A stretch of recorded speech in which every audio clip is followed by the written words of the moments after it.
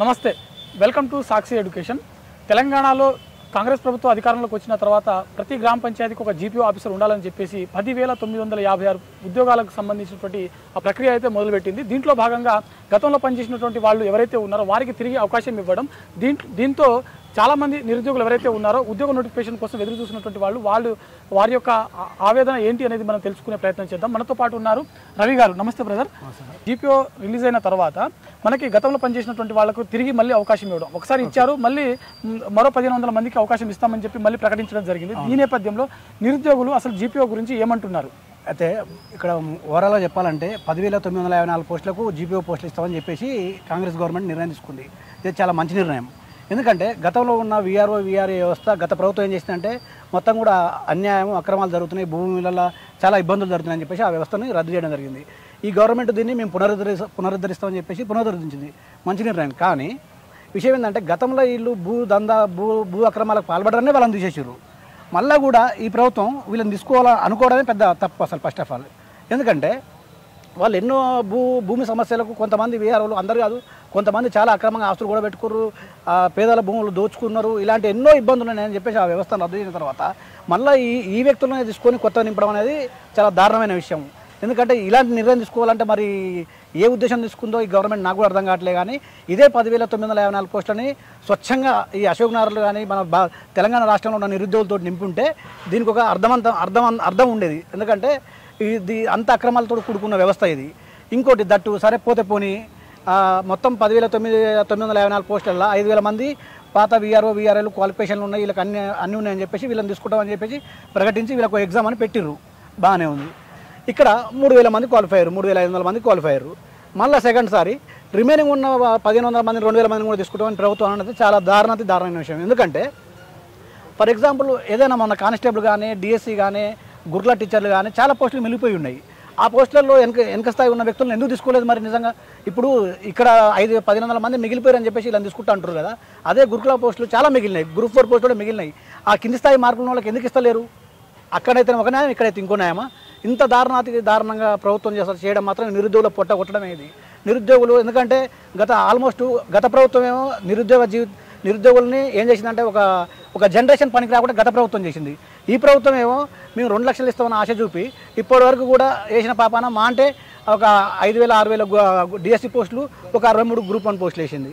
ఈ 63 వేసిన పోస్టు మేము 60 ఇచ్చామని ఒకసారి అంటాడు, ఒకసారి 1,00,000 అంటాడు, ఒకసారి 2 లక్షలు అంటారు. ఈ మంత్రులకు కూడా ఒకరిని సంబంధాలు కూడా మాట్లాడతారు. ఒకడేమో 17,000 ఉద్యోగాలు అంటాడు, ఒకడు 20,000 ఉద్యోగాలు అంటాడు, 1,00,000 ఉద్యోగాలు అంటాడు. అసలు ఇంకా హైలైట్ విషయం ఏంటంటే ముఖ్యంగా చెప్పుకోవాలి బ్రదర్, మన రవాణా శాఖల పొన్నం ప్రభాకర్ గారు ఆయన సంతకం చేసిన రోజు చెప్పిండు 3,000 ఉద్యోగాలను వేస్తా అని చెప్పేసి. అది ఏంది ఇప్పుడు ఆల్మోస్ట్ 18 నెలలు అవుతుంది అధికారంలోకి వచ్చి, 18-19 నెలలు. అప్పటి నుంచి ఇప్పటిదాకా కూడా రవాణా శాఖ పోస్టులు త్వరలో అని చెప్పేసి, ఇదే త్వరలో ఇంకెంతకాలం త్వరలో ఏంది? ఇక మాకు ఏంది 40 సంవత్సరాలు అశోనర్లేం అనుకోవాలి మేము. ఇంకా మా కనీస అవసరాలు కూడా తీసుకోలేని స్థితిలో ఉన్నాం. ఇంటికి పోతే అమ్మ నాన్నలు అడుగుతారు, మీ పరిస్థితి ఏంది, ఇప్పటికీ ఇంత ఏజ్ వచ్చింది, మీకు ఉద్యోగాలు లేవు, చుట్టాలు బంధువులు అందరి ముందర పరుగు పోతుంది మాకు. మిమ్మల్ని తెచ్చుకునేందుకు మీరు గతంలో మా దగ్గరకు వచ్చి అయ్యా మీకు 2 లక్షల ఉద్యోగాలు ఇస్తాను ఆశ చూపెట్టింది మీ కాంగ్రెస్ గవర్నమెంట్ కాదా? మీరు ఆశ చూపెట్టింది మీరే. ఈరోజు మరి ఉద్యోగాలు ఏకున్నా ఇచ్చినాం అనేది మీరే. అసలు మా జీవితాలతోటి గత ప్రభుత్వం మీరు ఖచ్చితంగా ఆడుకున్నారు. మీకైతే ఇదే కాంగ్రెస్ గవర్నమెంట్కి మేము హెచ్చరిస్తున్నాము. మీరు కనుక ఈ 2 లక్షల ఉద్యోగాల క్యాలెండర్ ఇచ్చి మమ్మల్ని ప్రిపరేషన్ కూర్చోబెట్టారు. లేదంటే మీ స్థానిక ఎలక్షన్లో మేము ప్రతి ఊరికి వచ్చి మేము ప్రచారం చేస్తాం, మేమే నిలబడతాం. మీ వ్యవస్థ మొత్తం మీలాంటి రాజకీయ నాయకులు మీరు నమ్మవిగా మాకు ఆ స్థితి తీసుకొచ్చారు మీరు. అయితే మరోవైపు నిన్న జరిగినటువంటి తుంగతుర్తి సభ ఏదైతే ఉందో అందులో గౌరవ ముఖ్యమంత్రి గారు మాట్లాడుతూ సంవత్సరం లోపల, అంటే ఇప్పుడు రానున్నటువంటి సంవత్సరం లోపల 1,00,000 ఉద్యోగాలను మేము భర్తీ చేస్తామని చెప్పి ప్రభుత్వం తరఫున స్వయాన ముఖ్యమంత్రి గారు హామీ ఇవ్వడం జరిగింది. దీన్ని మీరు ఏ విధంగా చెప్తున్నారు? మాకు నమ్మకం లేదన్న. ఎందుకంటే ఒకటి రాహుల్ గాంధీ గారిని తీసుకొచ్చారు, ప్రియాంక గాంధీ గారితో చెప్పించారు, ఇవన్నీ చెప్పారు, 2 లక్షలు అన్నారు. ఎందుకంటే ఒకసారి 60,000 అంటారు, ఒకసారి 50,000 అంటారు, ఒకసారి 1,00,000 అంటారు, ఒకసారి 2 లక్షలు అంటారు. వీళ్ళకి పొంతం లేని మాటలన్నా. అసలు వీళ్ళకి అవగాహన ఉందా లేదో కూడా తెలియదు. ఎందుకంటే అవగాహన ఉన్నోడైతే మేము ఈ డిపార్ట్మెంట్లకి ఉద్యోగాలు ఇచ్చినాం, ఇంకా ఇవి ఉన్నాయి ఇస్తామని చెప్తారు. వీళ్ళు ఏంటంటే ఏదో కాంగ్రెస్ గవర్నమెంట్ నేను గమనించింది ఏంటంటన్నా, ప్రతి ఒక్కరు మాట నోరు ఉందని చెప్పేసి ఇష్టం వచ్చి చెప్తారు. దానికి ఒక అర్థవంతమైన ఇదే ఉండదు. ఇప్పుడు 1,00,000 ఉద్యోగాలు అంటే మాకు నమ్మాలని లేదు. ఎందుకంటే మీరే కదా 2 లక్షల ఉద్యోగాలు ఇస్తామని చెప్పింది. 2 లక్షలు పోనీ కనీసం ఒక 10,000 ఉద్యోగాలన్నా మీరు కట్ చేసారు. గత ప్రభుత్వం 80,000 ఉద్యోగాలు ఇస్తే అయ్యే ఉద్యోగాలు మేము ఇచ్చినామని చెప్పుకుంటున్నారు. ఇంకెంతకాలం మేము చదువుకున్న వాళ్ళమా బర్రగాస్తోళమా? మేము ఉద్యోగాల కోసం ప్రిపేర్ అవుతున్నాం, రేపు అడ్మినిస్ట్రేషన్లో ఉండాలనుకుంటున్నాం, అడ్మినిస్ట్రేషన్లో ప్రభుత్వానికి పనిచేయాలనుకుంటున్నాం. మరి మాకు కొంచెం అవగాహన ఉంటుంది కదా, మీకంటే నయం మేము. అసలు యాక్చువల్ చెప్పాలంటే కూడా మీరు మాట్లాడేటప్పుడు కొంచెం అర్థవంతంగా మాట్లాడండి. 2,00,000 అనేది ఫస్ట్ ఆఫ్ ఆల్ డిసైడ్ కాండి. నిజంగా నీ ఉద్యోగాలు ఉన్నాయా లేవో చెక్ చేసుకొని మాట్లాడండి. మేమైతే నమ్మే స్థితిలో కూడా లేము, ఎందుకంటే ఈ మాట అన్నీ కూడా మాయ మాటలు. అయితే మరోవైపు మనకు రీసెంట్గా మాజీ సిఎస్ గారి ఆధ్వర్యంలో ఒక కమిటీని అయితే ఇవ్వడం జరిగింది. అంటే ఏ శాఖలో ఎన్ని ఉద్యోగ ఖాళీలు ఉన్నాయనే దాని గురించి ఒక స్పష్టత కోసం. మరోవైపు మనకు టీజీపీఎస్సీ నుంచి చూస్తే సిలబస్ కమిటీని కూడా వేయడం జరిగింది. మరి ఇంకోవైపు మనకు ప్రభుత్వం అధికారికంగా జాబ్ క్యాలెండర్ ఏదైతే ఉందో గత సంవత్సరం ఇచ్చినటువంటి జాబ్ క్యాలెండర్ని రివైజ్ చేసి మళ్ళీ రిలీజ్ చేయడం జరిగింది. మరి ఈ నేపథ్యంలో మీకు అనిపిస్తలేదా ఉద్యోగ నోటిఫికేషన్ రిలీజ్ చేస్తారని చెప్పి? మీకు ఒక హైలైట్ జోక్ చెప్తా. ఇప్పటివరకు తెలంగాణలో కాంగ్రెస్ గవర్నమెంట్ వచ్చిన కాంచి ఎన్ని కమిటీలు వేసారో అన్ని కమిటీలలో ఒకటే ఒక కమిటీ మాత్రం రిపోర్ట్ ఇచ్చింది, అది ఎస్సీ వర్గీకరణది మాత్రమే. ఇంతవరకు ఈ లేచిన కమిటీ ఏ కమిటీ కూడా రిపోర్ట్ ఇవ్వలేదు. కాళేశ్వరం కమిటీ అటే పోయింది, టెలిఫోన్ ట్యాపింగ్ అటే పోయింది. ఇంకా విషయం మీకు గమ్మత్ విషయం చెప్పాలి, వీళ్ళు ఆల్మోస్ట్ ఒక 6-7 months బ్యాకే మేము సిలబస్ కమిటీ అన్నారు.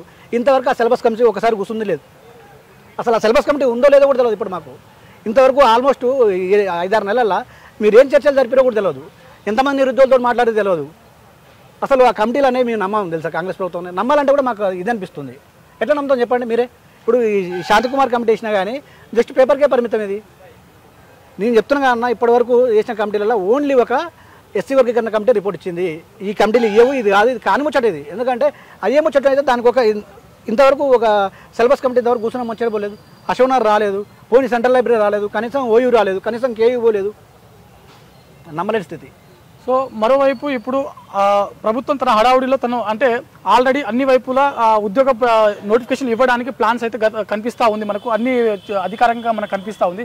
ఈ నేపథ్యంలో ఉద్యోగానికి ప్రిపేర్ అవుతున్నటువంటి నిరుద్యోగులు ఎవరైతే ఉన్నారో ప్రధానంగా వారు కోరుతున్నటువంటి డిమాండ్ ఏంది, అసలు వాళ్ళకు ఎలా అనిపిస్తుంది? ఫస్ట్ అసలు ఉద్యోగ నోటిఫికేషన్ వస్తాయా రావా అనే దాని మీద మాకైతే, ఎందుకంటే మేము ఆల్మోస్ట్ ప్రభుత్వం అధికారంలోకి వచ్చిన కానీ చూస్తున్నాం అన్న, ఉద్యోగాలు ఇచ్చే ఉద్దేశం ఉందో లేదో మాకైతే అసలు ఏం అర్థం కావట్లేదు. ఇప్పుడు వీళ్ళు చెప్తుంటే కూడా మాకు నమ్మాలన్నా నమ్మొద్దో, ఆ స్టడీలో కూర్చొని చదవద్దో కూడా అర్థం కావట్లేదు మాకు. ఎందుకంటే ఒక సీక్వెన్స్ లేదు. మీకు ఇందాక ఎగ్జాంపుల్ చెప్పిన రవాణా శాఖదే త్వరలో అంటారు, క్యాలెండర్ కూడా త్వరలో ఉంటుంది. వీళ్ళంతా కూడా మళ్ళీ లాస్ట్ ఎమ్మెల్యే ఎలక్షన్ వరకు వాళ్ళు లాక్కొస్తారేమో నాకు అనిపిస్తుంది. వాళ్ళు వేస్తారో ఏరో కూడా మాకైతే అర్థం కావట్లేదు. అయోమయంలో ఉన్నాం. ఫస్ట్ ఆఫ్ ఆల్ మాకు ఇంకేందంటే ముఖ్యంగా తెలంగాణను చైతన్యపరిచింది మేధావులు అన్న. ఈ మేధావి వర్గం అనేది గత బీఆర్ఎస్ ప్రభుత్వం ఉన్నప్పుడు మేధావి వర్గం అద్భుతంగా పనిచేసింది, నిరుద్యోగుల తరపున మంచి వచ్చి కొట్లాడింది. ఇప్పుడు ఈ మేధావి వర్గం అనేది మౌనంగా ఉంటుంది, వాళ్ళకు తొత్తులై పడుకున్నారు. తెలంగాణ ఉద్యమ నేపథ్యానికి ప్రధాన కారణం మేధావి వర్గం. అలాంటి మేధావి వర్గమే ఒక వర్గానికి అంకితమై ఉండి కనీసం నిరుద్యోగుల పైన మాట్లాడపోగా ఈ హేళన చేసి మాట్లాడుతున్నారు. ఈ మేధావి వర్గం అయితే మరి అసలు చెప్పు నాకు అసలు మాటలు కూడా రావట్లేదు. ఎందుకంటే అలా మేధావి కూడా అలా అనిపిస్తలేదు. ఇప్పుడు అలాంటి వ్యక్తులతోటి మనం ఏం చేయగలుగుతామన్న, ఈ గవర్నమెంట్ వరస్ట్ ఇది. ఓకే, అయితే ప్రధానంగా నిరుద్యోగుల తరపున అసలు నిరుద్యోగులు ప్రజెంట్ ఏం కోరుతున్నారు ప్రభుత్వానికి, డిమాండ్స్ ఏంటి? మాకు సార్ సీఎం రేవంత్ రెడ్డి గారు మీకు చేతులెత్తి నమస్కరిస్తున్నాం. మీ నిరుద్యోగులు అందరం కూడా మాకు ఖచ్చితంగా ఈ 2 లక్షల ఉద్యోగాలు అన్నారు, ఆ 2 లక్షల ఉద్యోగాలు వేయండి. మమ్మల్ని అందరినీ ఏమంటారు, నిరుద్యోగులకు మీరే హామీ, మేము నిరుద్యోగులతోటే మేము అధికారంలోకి వచ్చామని చెప్పారు కదా, ఆ మాట మీరు నిలబెట్టుకోవాలని మేము అందరం కూడా వేడుకుంటున్నాం. ఇప్పటికైనా కళ్ళు తెరిచి, అసలు మాకు ఏ పార్టీలు లేవు, ఎక్కడ లేవు, మా ఎజెండాలు ఏమీ లేవు, మా బతుకు మా ఉన్నతి మొత్తం ఉద్యోగాలే. ఆ ఉద్యోగాల కోసం మేము ప్రిపేర్ కావాలనుకుంటున్నాం, చదువుతున్నాం, జాబ్ కొట్టాలనుకుంటున్నాం. ఇప్పటికైనా కన్ను తెచ్చి మా క్యాలెండర్ మాకు ఇవ్వండి, మేము చదువుకుంటాం, జాబులు కొట్టుకుంటాం, ఇస్తారని మేము ఆశిస్తున్నాము. ఇంకా లేట్ చేసి మా జీవితాన్ని, మా యవనాన్ని కరిగించొద్దని కోరుకుంటున్నాం. సో ఇది ఇయాల్టి ఇంటర్వ్యూ. మరో ఇంటర్వ్యూతో మళ్ళీ కలుద్దాం. Thank you Sakshi education.